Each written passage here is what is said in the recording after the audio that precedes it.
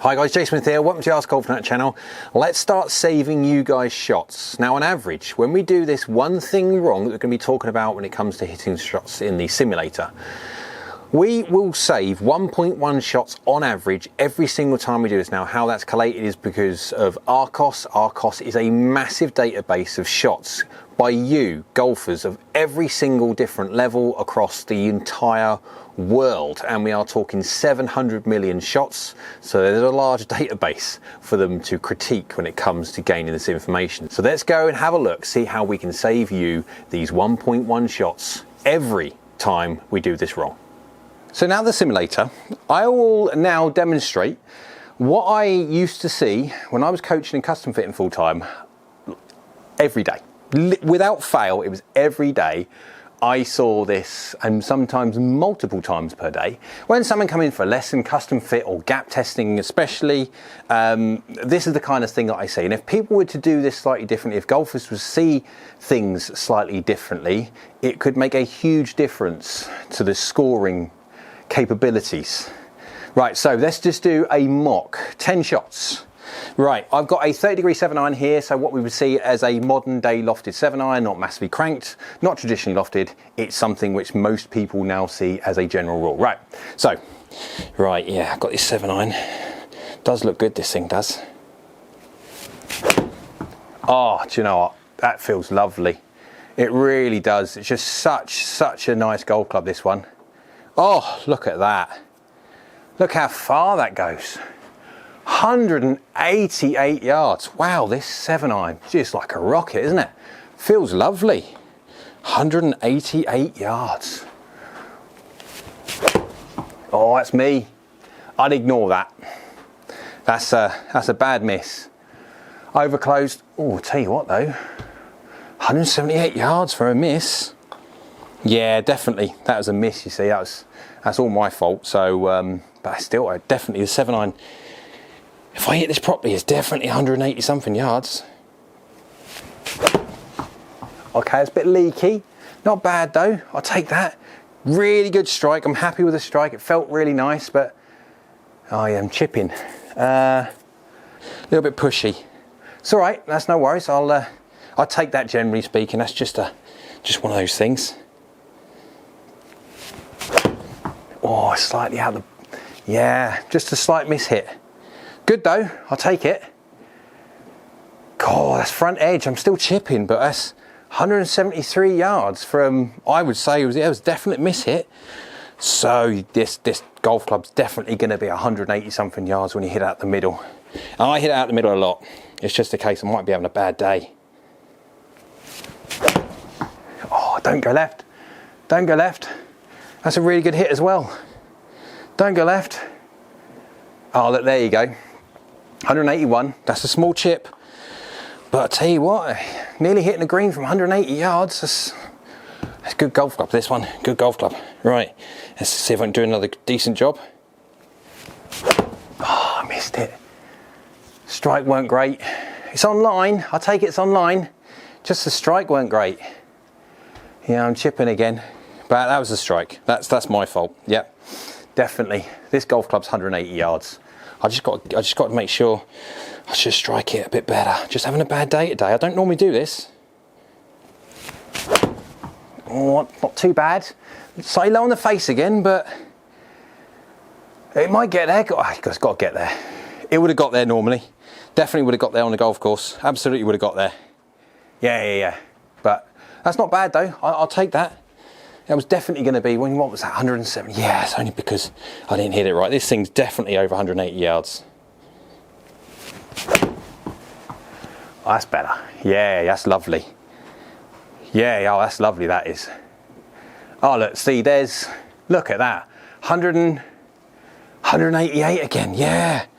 So, this is so good at 100. This is definitely 185. I'd say, I don't know, 185, 186, I reckon this 7-iron is. God, what a monster. Properly good 7-iron this. Oh, I didn't mean to do that. Just a miss. I'd ignore it. Yeah, it's just one of those things. I still hit it all right. And look how far it's gone, 175 yards, and that's a miss. Yeah, this is definitely 180 something odd yards. Right, last one. Shot 10. Yeah, I'll take that. That's a good shot. Really happy with that. Really happy with that. Oh, let's see, there's a number. 181, 182, 183. Wow. Yeah, definitely. This one's all day long. It's 183, 185 yards. That's going to be my 185 yard club. Now, I hear that a lot. Now, okay, everyone's going to have slightly different situations and scenarios and results, definitely. And I'm trying to depict what a decent golfer will do. So let's go have a look at the information that we've just collected about this 185 yard golf club in our hands, which it isn't. And let's go see by looking at how we do things. And I've also captured some information from a 5, 10, 15, 20, up to a 30 handicapper to see if we are seeing the exact same results across all of the handicaps, to keep on making sure you can save 1.1 shots every time you do this, if you do it right. So let's quickly have a look at all the information that we've just grabbed from the simulator side of things and see how well I did simulating how general golfers do it. And of course, we're talking general golfers. This general golfer is still swinging in the 80s miles an hour when it comes to head speed of a 7-iron, which is still a good speed. But I'm trying to simulate what a decent golfer is going to do. And of course, by understanding this and then making it even worse, you can understand it's so important to get this thing right. So if you look at the shot map quickly, you've got 10 shots there. 3 of them were misleft. 2 of them are still short, technically. 1 of them's pin high. There's only 1 that's hit the green. There's only 1, and even the other 2 that are out the back, technically, really, the only reason they got out the back was they bounced before the green, run up onto the green and run through the green. The problem with that is whenever you're landing a ball not on the green surface, you have lost any kind of control of understanding what's going to happen to that ball when it comes out the air and it hits the ground. The green is the only surface where you have some identifying clue, some idea of what's going to happen when that ball hits the surface. When you're hitting the ground beforehand, and of course, yes, we're talking about speed. Unfortunately, players with a lot less speed than 80 miles an hour with a 7-iron, they do have to run it in. They have not got any other option. But even you can see on this one, you've got a good 50% of the shots haven't even reached the flag. And this is with a pin in the middle of the green, and this is a green which is not small. It is a decent sized green.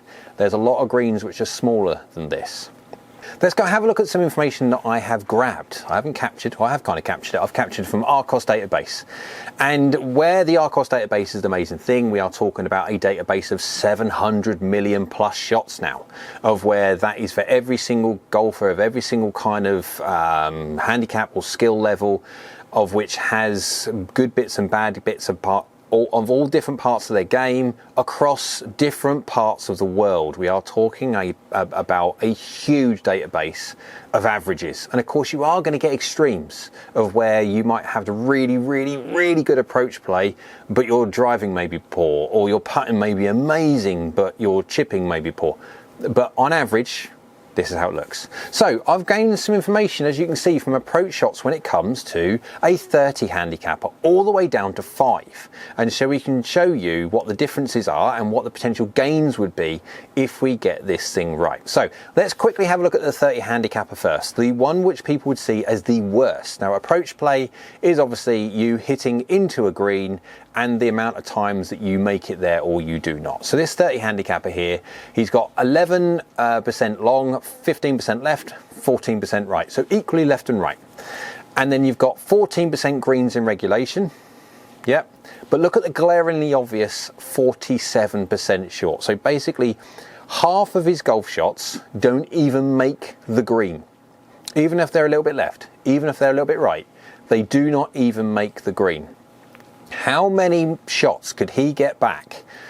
Could he save every single time he makes the decision to make sure he just gains or goes for the back edge of the green rather than going from the pin? Now, I do not, for individuals, I do not know if they're using laser or they're using GPS. Obviously, there's certain individuals that have issues with certain parts of those two different devices for accuracy purposes. Yes, I understand that, but 50% of his shots are not even hitting the green. How many more would he be able to get onto the green? And when you are hitting the green, again, this is absolute fact when it comes to the 700 million plus shots on Arcos.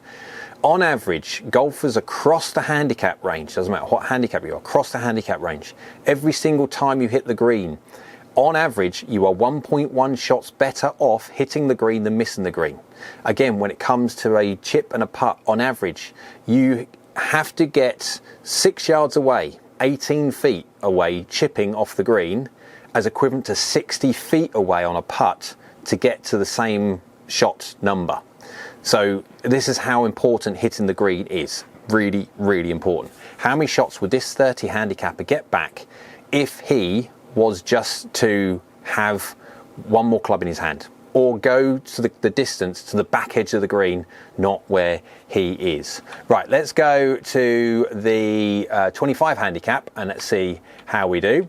25 handicap, 45%, 46% short. So we've got 6.5% long, 3.9% left, 13% right. So he has a tendency to do a little bit more right than left, but not a huge amount. 30% greens in regulation, which is not bad really, but 46%, nearly half again of their shots are not reaching the putting surface. How many shots could they again grab back if they were just to take half a club idea in their head, a club more? Yes, you would risk going along a few more percent, but the amount that you would gain would be a lot. 1.1 shots, remember, every single time you get your green in regulation up. That's half of the greens they're missing short. And that's a 25 handicap. So let's go to the next one where we can get a 19 handicap. Again, these are all random, but you're talking about different golfers do different things. But again, 19 handicap here, so not a bad golfer. 3.1% long, hardly long ever. 11% left, 5% right, so more left than right. 61% short, 21% hit the green. How many shots would this golfer get back if they were to dump off that 60%? Oh, it's a huge, huge number. Let's go the 16 handicapper, 4.4% long. You can see the pattern. There's hardly any percent long really at all. It's generally always the lowest number out of all the other directions. North is so much lower than east, west, and of course, south being 43%. So again, nearly half. This is a 16 handicapper, which is a good golfer. It's a decent golfer. 33% green in regulation, which is not bad whatsoever, but still nearly half of their shots that they hit into the green, into their approach green, don't even get there. The amount of shots they can make back up again, just giving yourself the opportunity to get there. You're always going to miss left. You're always going to miss right. That's always going to be the case. You're always going to get the occasional flyer. You get the yardies wrong completely. There's always situations that happen, but when you're looking at glaringly obvious wins, these are huge wins to have. 10 handicapper before we go to the 5. 4.7 long, so hardly not much long at all. 10 left, 11 right, 12 right, so 12% right, 10% left, not a lot. 25% green in regulation. Again, nearly 50%, 48.1% of their shots don't even make the green.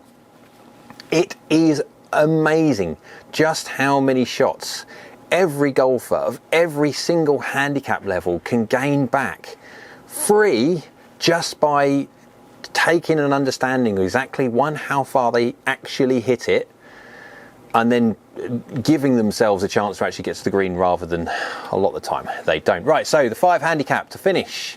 So 11.1% long. So this is the first one we've actually got into double digits long, because a 5 handicapper, being very much so close to a very, very, very good golfer of scratch or even better, actually understands the difference of how far they hit. Now, whether that's a better understanding when it comes to the gap test, whenever it comes to a gap test, guys, I always want to give people 3 numbers. Their peak distance, how far they can hit it. That's an important number. Yes, it is. Under normal circumstances, not hitting a cart path, not downwind, not hitting 4 sprinkler covers, that kind of idea. How far they can hit it, peak. What is their average carry? What is their normalized carry when it comes to hitting a 7-iron or whatever the number or golf club we're testing, which would be all of them basically. And then you have your forced carry number. If you've got a carry over water, if you've got a carry over trouble, what golf club gives you that forced carry? Because you don't want to be dropping shots unnecessarily because you're not taking into account forced carry, and I'd rather go long when it comes to trouble short. That's going to cost you far less than it is dropping it in the water. But that's the 3 ideas that you need when it comes to doing your gappings. And what you'll find is a 5 handicapper has got a much better understanding of actually how far they hit. And they are more consistent. Yes, they are. They still miss 33% short. It is still their biggest miss, but look at their greens in regulation percentage, 40%. That is much better. It's a very good number. Then it becomes more of a putting game, but still their biggest miss is still short. So they're not impervious to the problems that approach play gives. They still do have the occasional ones that don't go right, basically 1/3 of their misses, but it is still a very good number. You can see the benefits of knowing how far you hit it. Every single time you miss a green, it's 1.1 shots on average that you lose. If you miss a green, if you hit that green, on average you're 1.1 shots better every single time you do. So if you have a better understanding of when it comes to these numbers that you hit, even the information that you can see on that shot map there, you can see if I would have just took more club, yes, those ones that you could argue out the back, those 2 ones that missed slightly long, actually they probably wouldn't have been slightly long because of the fact that it would have hit the green. And stopping on a green is a lot easier than stopping beforehand, and no different to the other ones there. If you give yourself a bit more of an opportunity, all those ones now, even if it's half a golf club, all those ones there now become on the green, and the left ones and the right ones will always be left and right. We are human beings, and we miss, regardless of your PGA Tour or you're a beginner golfer. It makes no difference. But what you can have a huge impact on is north and, more importantly, south. So, hope you liked the video. If you did, go on thumbs up. YouTube likes it, so do I. Down there is a subscribe button. It's free and it's great for the channel if you can do that. And next to that is also a bell icon. That's a notification bell. If you click that one, that will notify you next time I upload another video. So I hope you're well, and we'll see you again soon.